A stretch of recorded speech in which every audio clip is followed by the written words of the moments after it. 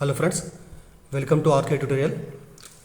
ఈరోజు మనము TET paper 1లో ఉన్నటువంటి టెట్ పేపర్ 1లో జనవరి 18, 2025 సంవత్సరంలో జరిగినటువంటి కొన్ని క్వశ్చన్లకు ఆన్సర్ చూద్దాం మనము. అయితే ప్రీవియస్ వీడియోలో మనము 8 క్వశ్చన్లకు ఆన్సర్ చూడడం జరిగింది మనము. ఈ వీడియోలో మరికొన్ని క్వశ్చన్లకు ఆన్సర్ చూద్దాం మనము. అందులో భాగంగా మొదటి క్వశ్చన్ ఏముందంటే 9th క్వశ్చన్ అనమాట. ఇది ప్రీవియస్ వీడియోలో మనము 8 క్వశ్చన్లకు ఆన్సర్ చూడడం జరిగింది మనము. ఇందులో 9వ క్వశ్చన్ అనమాట ఇక్కడ. ఫస్ట్ క్వశ్చన్ ఏముందంటే 3 to the power of -2 3 ఘాతాంకం -2 is equal to 1/3 to the power of m మరియు 2 to the power of 3 whole to the power of 8 is equal to 2 to the power of 6n m, n belongs to n. అంటే m, n రెండు కూడా సాధు సంఖ్యలు.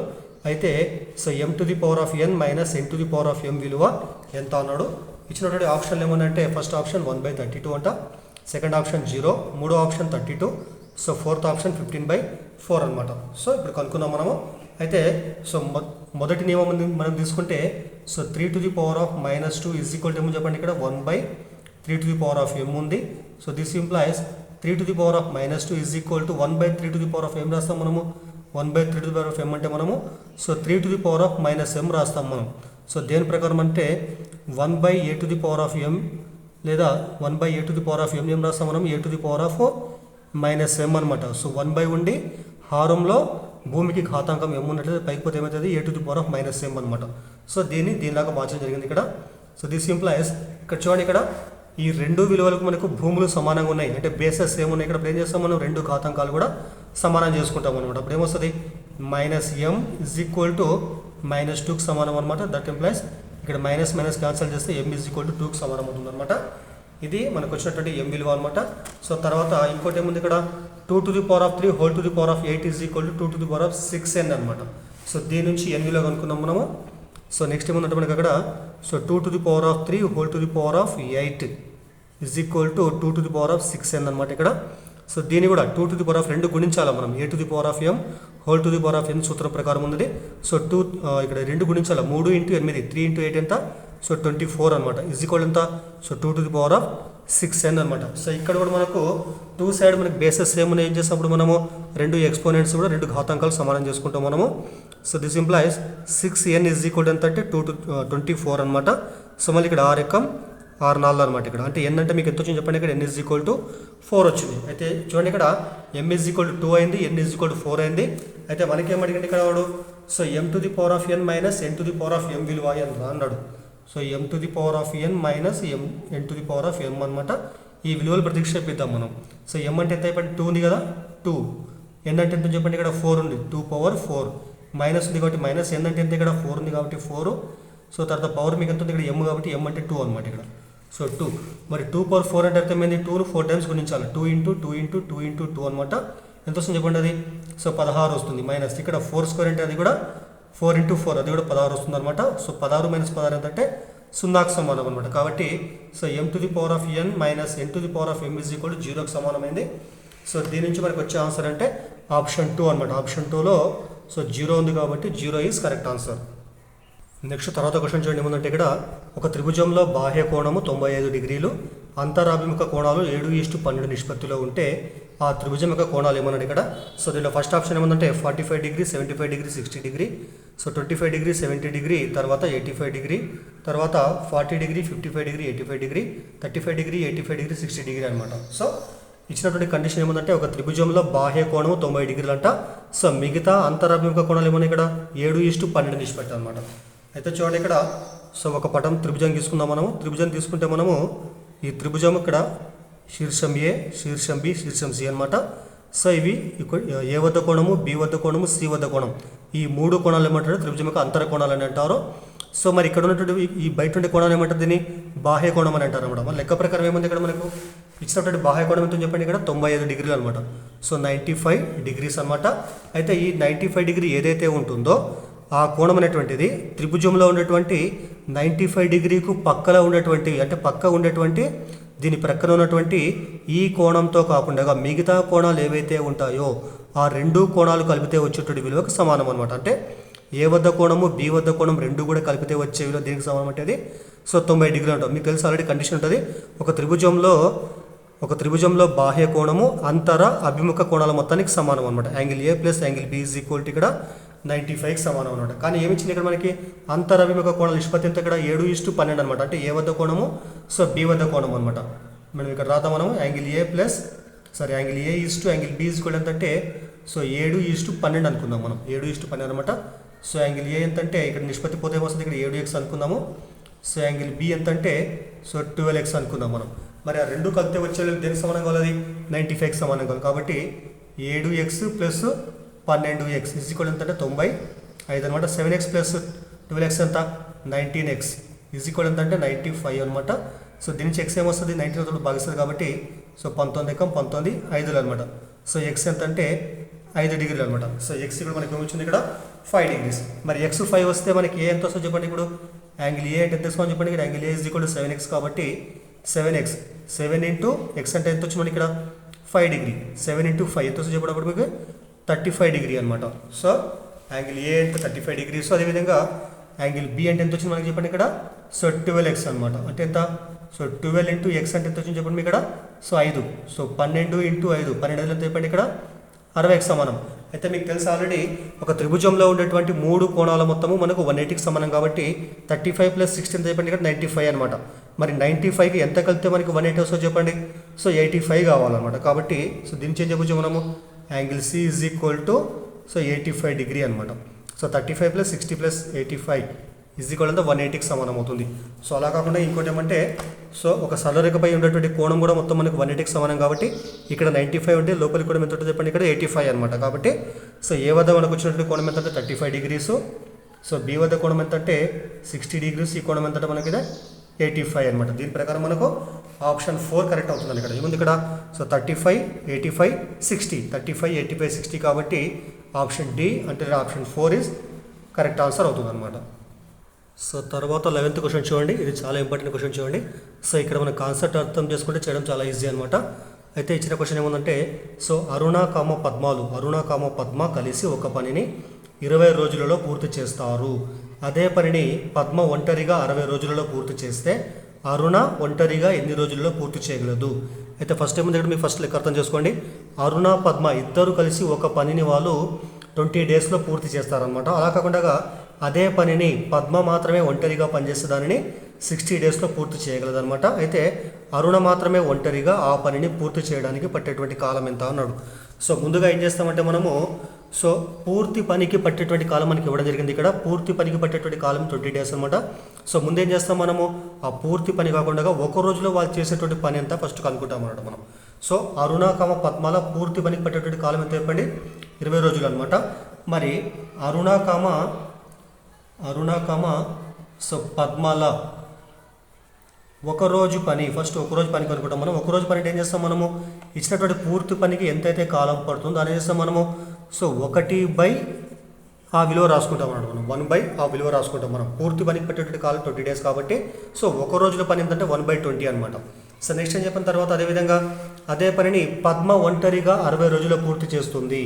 అయితే పద్మకు పూర్తిగా పట్టేటువంటి కాలం ఎంత 60 days అనమాట. అయితే పద్మ యొక్క ఒకరోజు పని మరి పద్మ ఒకరోజు పని ఎంత చెప్పండి పూర్తి పనికి 60 డేస్ కాబట్టి ఒకరోజు పని ఏంటంటే 1/60 అనమాట.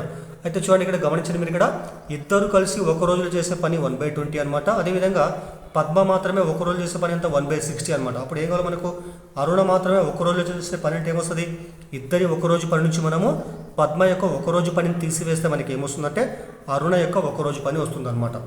ఇక్కడ రాస్తా చూడండి ఇక్కడ అరుణ ఒకరోజు పని ఈజ్ ఈక్వల్ ఏం చేయాలి మనము ఇద్దరి ఒకరోజు పని సో 1/20 మైనస్ ఏం చెప్పండి సో పద్మ యొక్క ఒకరోజు పని అంటే ఇక్కడ 1/60 అంటే 1/60 అనమాట. సో వీటి సూక్ష్మీకరణ చేద్దాం మనము. సో 1/20 ఉన్నది ఇది ఇక్కడ హారం 60 కాబట్టి ఇక్కడ కూడా హారం 60గా మారాలంటే ఏం చేస్తాం మనము సో 1/20ని మనము 3 చేత గుణించి భాగిద్దాం మనము /1/60 ఇక్కడ. సో 1 × 3 ఎంత 3/23 60 మైనస్ ఎంత అయిపోయింది ఇక్కడ 1/60 అనమాట. సో వీటి కాసాకి ఎంత వస్తుంది రెండు హారాలు సేమ్ ఉంటే మనము 60 అని రాసుకుంటాం మనము. సో 3 - 1 ఎంత అంటే 2కు సమానం ఇక్కడ. మరి 2/60 క్యాన్సిల్ చేస్తే వస్తుంది 2 ఎక్కం 2 30 అనమాట. అంటే 1/30 అనమాట. మరి 1/30 అంటే ఇక్కడ 1/30 అంటే సో అరుణ యొక్క ఒక రోజు పని 1/30 అనమాట. సో అరుణ యొక్క ఒక్కరోజు పని ఎంత 1/30 అనమాట. మరి ఒకరోజు పని 1/30 అయితే సో అరుణ పూర్తి పనికి పట్టేటువంటి కాలం ఎంత? అరుణ పూర్తి పనికి సో పట్టే కాలం ఏం చేయాలి మనము? ఈ 1/30 డేస్ అని తిప్పి రాస్తాం మనం, అంటే 30 డేస్ అనమాట. సో 30 రోజులు అంటే అర్థమైంది. ఇక్కడ అరుణ పూర్తి పనికి పట్టేటువంటి కాలం ఏంటంటే ఈ 30 రోజులు అనమాట. సో ఇచ్చినటువంటి ఆప్షన్లలో సో 4th ఆప్షన్ 30 ఉంది కాబట్టి ఇది మనకు కరెక్ట్ ఆన్సర్ అనమాట. So 4th is the correct answer. Next 12వ క్వశ్చన్ చూడండి ఏముందంటే ఇక్కడ సో క్రింది వాటిలో కేంద్రీయ స్థాన విలువలకు సంబంధించి సరికాని వాక్యము గుర్తించండి. సో క్రింది వాటిలో కేంద్రీయ స్థాన విలువలకు సంబంధించి సరికాని వాక్యం గుర్తించండి. మరి కేంద్రీయ స్థాన విలువలు అంటే ఏంది? కేంద్రీయ స్థాన విలువలు ఏమంటే సగటు, మధ్యగతము, తర్వాత బాహుళకం, ఈ 3 విలువలు కలిపి ఏమంటారంటే కేంద్రీయ స్థాన విలువలు అని అంటారు. సగటు, మధ్యగతము, బాహుళకం అనమాట. సో అందులో మనకి ఇచ్చినటువంటి 4 ఆప్షన్లు ఏమనంటే ఫస్ట్ ఆప్షన్ ఏమో చూడండి ఇక్కడ సో అంక మధ్యమము సగటు ఎల్లప్పుడూ అత్యధిక అత్యల్ప రాశుల మధ్య ఉంటుంది. సో అంక మధ్యమము లేదా సగటు రెండు ఒకటే అనమాట. ఇక్కడ అంక మధ్యమం అన్న సగటు అన్న సరాసరి అన్న ఒకటే. ఇది ఎల్లప్పుడూ కూడా అత్యధిక అత్యల్ప రాశుల మధ్య ఉంటుంది. ఇది కరెక్ట్ అనమాట. ఇది సో మనకేం కావాలి? మనకి సరికాని వాక్యం కావాలి మనకి, కాబట్టి ఇది సో కరెక్ట్ అనమాట. ఇది కాబట్టి మనకు అవసరమైనటువంటి ఆన్సర్ కాదనమాట అది. తర్వాత సెకండ్ ఆప్షన్ దత్తాంశంలోని రాశుల సంఖ్యపై మధ్యగతము ఆధారపడదు. సో ఇది కూడా తప్పనమాట. ఇది తప్పదు యాక్చువల్, ఇది కరెక్ట్ ఆన్సర్ అనమాట. ఇది ఎందుకంటే దత్తాంశంలోని రాశుల సంఖ్యపై మధ్యగతము ఆధారపడదు అని ఇక్కడ, అంటే దత్తాంశంలోని మధ్యగతము ఖచ్చితంగా రాశుల సంఖ్యపై ఆధారపడి ఉంటుంది. సో రాశుల సంఖ్య తెలియకుండా మనం మధ్యగతం కనుక్కోవడము సో కనుక్కోలేమనడం. కాబట్టి దత్తాంశంలోని రాశుల సంఖ్యపై మధ్యగతం ఖచ్చితంగా ఆధారపడి ఉంటుంది. సో కానీ ఇక్కడ ఏమి ఇచ్చింది? ఇక్కడ ఆధారపడదు అన్నాడు. కాబట్టి మనకు అవసరమైనటువంటి ఆన్సర్ ఇదే అనమాట. అంటే ఇది తప్పు ఆన్సర్ అనమాట. మనకి ఇచ్చినటువంటి తప్పు వాక్యం అంటే ఇది అనమాట. ఇది సరే. 3వ ఆప్షన్ చూద్దాం. 3వ ఆప్షన్ ఏమంటే బాహుళకము దత్తాంశంలోని రాశుల సంఖ్యపై కానీ రాశి విలువపై కానీ ఆధారపడదు అన్నాడు ఇక్కడ. సో బాహుళకం అంటే ఏంది? ఒక దత్తాంశంలో ఎక్కువ సార్లు వచ్చేటువంటి రాశిని ఏమంటే బాహుళకం అని అంటారు. ఈ బాహుళకము ఏదైతే విలువ ఎక్కువ సార్లు వస్తుందో దానిపై ఆధారపడి ఉంటుంది, అంతేగాని దత్తాంశంలో రాశుల సంఖ్యపై ఆధారపడి ఉండదు. అదేవిధంగా ఆ రాశుల విలువపై కూడా ఆధారపడి ఉండదు. ఇది కరెక్ట్ ఆప్షన్ అనమాట. మనకి ఇది ఆన్సర్ కాదు. ఇది కరెక్టే కానీ మనకే కావాలి సరికాని వాక్యం కాబట్టి ఇది సరైనటువంటి వాక్యం. దీన్ని మనం లెక్కలోకి తీసుకోం మనం. తర్వాత 4th ఏముంది? ఒక దత్తాంశంలోని ప్రతి రాశి సమాన సంఖ్యలో పునరావృతం అయితే బాహుళకం ఉండదు. ఇది కూడా కరెక్ట్ అనమాట. సో ప్రతి విలువ కూడా మనకి ఒకే సంఖ్యలో మనకి ఇక్కడ ఫర్ ఎగ్జాంపుల్ 1 తీసుకుంటే 1 2 టైమ్స్ వచ్చింది, 2 కూడా 2 టైమ్స్ వచ్చింది, 3 కూడా 2 టైమ్స్ వచ్చింది. ఈ విధంగా సో అన్ని రాశులు కూడా ఒకే సంఖ్యలో మనకు పునరావృతం అయితే అప్పుడు వాటికి బాహుళకం అనేది ఉండదు అనమాట. ఇది కూడా కరెక్టే. సో మనకేం కావాలి? మనకి తప్పు వాక్యం కావాలి కాబట్టి తప్పు వాక్యం ఏంటి? ఇక్కడ సెకండ్ ఆప్షన్ అనమాట. దత్తాంశంలోని రాశుల సంఖ్యపై మధ్యగతం ఆధారపడదు కాబట్టి ఇది మనకు కరెక్ట్ అయినటువంటి ఆన్సర్ అనమాట, సెకండ్ ఆన్సర్. సో తర్వాత 13వ క్వశ్చన్ చూడండి ఏముంది ఇక్కడ. అర్పిత 3 సబ్జెక్టులలో 88 మార్కులు, ఒక సబ్జెక్టులో 76 మార్కులు, 2 సబ్జెక్టులలో 82 మార్కులు సాధిస్తే అర్పిత యొక్క సగటు మార్కులు ఎన్ని అన్నాడు ఇక్కడ. సో అర్పిత 3 సబ్జెక్టులలో 88 మార్కులు అంటే 3 సబ్జెక్టులు కూడా సేమ్ మార్కులు రావడం జరిగింది ఆమెకి. ఒక సబ్జెక్టులు ఎన్ని వచ్చినాయి? ఇక్కడ 76 వచ్చినాయి. 2 సబ్జెక్టులు ఇక్కడ 82 మార్కులు ఉంటాయి. అయితే సగటు మార్కులు ఎంత అన్నాడు ఇక్కడ. ఆప్షన్లు ఏమనంటే 84 మార్క్స్, 82 మార్క్స్, 88 మార్క్స్, 76 మార్క్స్ అనమాట. అయితే 3 సబ్జెక్టులు కాబట్టి సో మొత్తం సబ్జెక్టుల సంఖ్య ఎంత అయిపోయింది ఇక్కడ 6 అనమాట. 3 సబ్జెక్టులు, ఒక సబ్జెక్టు, 2 సబ్జెక్టులు, మొత్తం సబ్జెక్టుల సంఖ్య ఎంత మొత్తం మనకు 6 అనమాట. సో మొత్తం సబ్జెక్టుల సంఖ్య ఎంత మనకు 6కు సమానం అవుతుంది. సరే చూడండి. సో 3 సబ్జెక్టులు కాబట్టి ఫస్ట్ 3 సబ్జెక్టులు, తర్వాత ఒక సబ్జెక్ట్ కాబట్టి ఒక సబ్జెక్టు, తర్వాత ఇక్కడ 2 సబ్జెక్టులు మొత్తం 2 అనమాట. ఇక్కడ 3 + 1 + 2 మొత్తము సబ్జెక్టుల సంఖ్య మొత్తం 6 అనమాట. దాని తర్వాత సో 3 సబ్జెక్టులు వచ్చిన మార్కులు ఏమైనా 88 మార్క్స్ అనమాట. ఇక్కడ మార్కులు రాద్దాం ఇక్కడ మనము. ఇవి సబ్జెక్టులు మార్కులు ఏమైనా ఫస్ట్ ఒక సబ్జెక్ట్లో 88, ఇంకో సబ్జెక్ట్లో 88, ఇంకో సబ్జెక్టు కూడా సో 88 అనమాట. అంటే 3 సబ్జెక్టులో 88 అనమాట. అదే ఒక సబ్జెక్ట్లో మనకు వచ్చిన మార్కులు ఏంటంటే 76 మార్కులు అనమాట. ఒక దాంట్లో 76 మార్కులు వచ్చినాయి. సో ఇంకో దాంట్లో వచ్చినాయి ఇక్కడ 2 సబ్జెక్టులలో 82 మార్క్స్ అనమాట. 82 సో 82 అనమాట. ఇది మనకు ఉన్నటువంటి దత్తాంశం అనమాట. సో 88, 76, 82 అనమాట. సో వీటి సగటు కావాలి మనకు. మీకు తెలుసు ఆల్రెడీ సగటు ఫార్ములా రాశుల మొత్తమే రాశుల సంఖ్య. దాన్ని ఎక్స్ బార్తో సూచిస్తాం. ఎక్స్ బార్ ఇటువంటి ఇవన్నీ కలపాలి మనము. సో 88 + 88 + 88 + 76 + 82 + 82 బై మొత్తం ఇక్కడ మనకి 6 సబ్జెక్టులు. సో ఇవన్నీ కలిపితే మనకు వచ్చే విలువ ఏంటంటే 504 అనమాట. 504 బై ఎంత ఇక్కడ మనకు 6కు సమానం అవుతుంది. సో 6 × 6 6 ఎంబుల్ 48 ఒక 24 6 4 సో 84 అనమాట. సో అర్పితకు వచ్చినటువంటి సగటు మార్కులు అంటే 84కి సమానం అవుతుంది. కాబట్టి so option 1 is correct option అనమాట. సో తర్వాత 14 క్వశ్చన్ చూడండి. సో క్రింది వాటిలో నుండి సౌష్ఠవ రేఖలకు సంబంధించినటువంటి సరైన వాక్యాన్ని గుర్తించండి. సో మనకి ఇక్కడ 1 2 3 4 ఆప్షన్ జరిగింది. ఇక్కడ ఈ 4 ఆప్షన్లో ఒకటి మాత్రమే కరెక్ట్ అంట. సో మిగతా 3 రాంగ్ అంట. అయితే ఆ సరైన వాక్యాన్ని గుర్తించాలంట మనము. సో అందులో మరి మీకు ముందు తెలియాలా సౌష్ఠవ రేఖ అంటే ఏంది? సౌష్ఠవ రేఖ అంటే ఏమంటే సో ఏదైనా ఒక పటాన్ని కానీ ఒక వస్తువును కానీ 2 సమాన భాగాలుగా విభజించే రేఖను ఏమంటారంటే సౌష్ఠవ రేఖ అని అంటారు. సో ఆ రేఖలో కలిగి ఉన్నటువంటి వాటిని గురించి మనం చెప్పాలంటే ఇక్కడ మనము అయితే ఫస్ట్ ఏముంది సమాంతర చతుర్భుజము 2 సౌష్ఠవ రేఖలను కలిగి ఉంటుందని ఇక్కడ. అయితే సౌష్ఠవ ఫర్ ఎగ్జాంపుల్ ఫస్ట్ మనము వీటికి పటం తీసుకుంటే మనము సమాంతర చతుర్భుజం ఈ విధంగా తీసుకుంటే మనము సో ఇందులో ఎదుటి భుజాలు సమానం ఉంటాయి. ఈ భుజం తిరిగి ఈ భుజం తిరిగి సమానం ఉంటుంది. ఇది 2 సౌష్ఠవ రేఖలు కలిగి ఉంటుందంటే ఇది సౌష్ఠవ రేఖల్ని కలిగి ఉండదు అనమాట. ఎందుకంటే సో ఇట్లా మనము నిలువుగా గీసిన 2 కూడా పటాలు ఒకదాంతో ఒకటి ఏకీభవించవు అనమాట. ఇవి సో అడ్డంగా గీసినా కూడా ఒకదాంతో ఒకటి ఏకీభవించవు. అదేవిధంగా సో కర్ణాల ప్రకారం గీసినప్పటికీ సో మిగతా 2 భాగాలు ఒకదాంతో ఒకటి ఏకీభవించవు అన్నమాట. కాబట్టి సమాంతర చతుర్భుజం 2 సౌష్ఠవ రేఖలు కలిగి ఉండదు. కాబట్టి రాంగ్ ఆప్షన్ అనమాట. సో తర్వాత సెకండ్ ఏముంది ఇక్కడ దీర్ఘ చతురస్రం 4 సౌష్ఠవ రేఖలను కలిగి ఉంటుందంట. సో ఇది రాంగ్ అనమాట. దీర్ఘ చతురస్రం కేవలము 2 సౌష్ఠవ రేఖలు మాత్రమే కలిగి ఉంటుంది. చూడండి ఇక్కడ సో ఇది దీర్ఘ చతురస్రం అనమాట. సో వీటికి వచ్చినటువంటి సౌష్ఠవ రేఖలు అంటే ఇక్కడ సో 1 2 అనమాట. సో దీర్ఘ చతురస్రం కేవలము 2 సౌష్ఠవ రేఖలు మాత్రమే కలిగి ఉంటుంది. కానీ మనకేమిచ్చింది ఇక్కడ 4 సౌష్ఠవ రేఖలు అంటే కాబట్టి సెకండ్ కూడా సో రాంగ్ ఆన్సర్ అనమాట ఇది. సో మూడోది ఏముంది ఇక్కడ ఒక సమద్విబాహు త్రిభుజము 1 సౌష్ఠవ రేఖను కలిగి ఉంటుంది. మరి ఏంది ఇక్కడ సమద్విబాహు త్రిభుజం అంటే ఏమంటే సో ఏదైనా త్రిభుజంలో 2 భుజాలు సమానంగా ఉంటే ఈ భుజం సమానం ఉంది ఇక్కడ. అప్పుడు ఏమంటారు దీన్ని సమద్విబాహు త్రిభుజం అని అంటారు. సో వీటి గుండా మనము 1 సౌష్ఠవ రేఖను కలిగి ఉంటుందంట ఇది. సో కాబట్టి ఇక్కడ గీస్తే మనము సో ఇది కరెక్ట్ అనమాట. ఇక్కడ అంటే సమద్విబాహు త్రిభుజము కేవలము ఒకే సౌష్ఠవ రేఖను కలిగి ఉంటుంది. కాబట్టి ఇక్కడ పటంలో చూస్తే మనము 1 సౌష్ఠవ రేఖ మాత్రమే కలిగి ఉంది. 2 భాగాలు ఒకదాంతో ఒకటి ఏకీపిస్తాయి. కాబట్టి so third is correct option అనమాట. ఇది కరెక్ట్. ఒక రాంబస్ 4 సౌష్ఠవ రేఖలను కలిగి ఉంటుంది. సో రాంబస్ అంటే మనకి ఈ విధంగా ఉంటుంది. 4 భుజాలు సమానం ఉంటాయి. సో ఈ విధంగా ఉంటుందన్నమాట. సో రాంబస్ అనేటువంటిది 4 సౌష్ఠవ రేఖలు కలిగి ఉండదు. కేవలము సో 2 సౌష్ఠవ రేఖలు మాత్రమే కలిగి ఉంటుంది. కాబట్టి ఇది కూడా సో రాంగ్ ఆన్సర్ అనమాట. సో ఇచ్చినటువంటి 4 ఆప్షన్లలో కేవలము సో మూడోది మాత్రమే కరెక్టు. అంటే అర్థమైంది ఒక సమద్విబాహు త్రిభుజము 1 సౌష్ఠవ రేఖను మాత్రమే కలిగి ఉంటుంది. ఇది మాత్రమే కరెక్ట్ ఆప్షన్ అనమాట.